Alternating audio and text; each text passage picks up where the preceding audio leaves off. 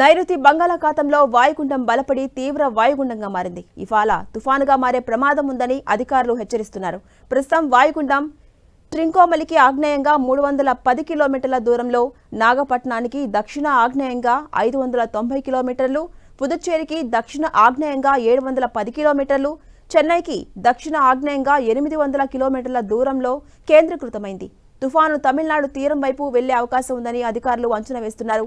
తుఫాను ప్రభావంతో దక్షిణ కోస్తాలో భారీ వర్షాలు కురుస్తాయని వాతావరణ శాఖ తెలిపింది. చాలా చోట్ల తేలికపాటి నుంచి మోస్తారు వర్షాలు కురుస్తాయని సూచించింది. ఇక దక్షిణ కోస్తా, ఉత్తర కోస్తాలో తేలికపాటి వర్షాలు కురవబోతున్నాయి.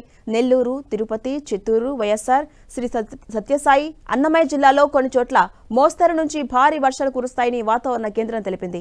ఈ నెల 28, 29న నెల్లూరు, ప్రకాశం, తిరుపతి, విశాఖ, శ్రీకాకుళం జిల్లాలో వర్షాలు పడబోతున్నాయి.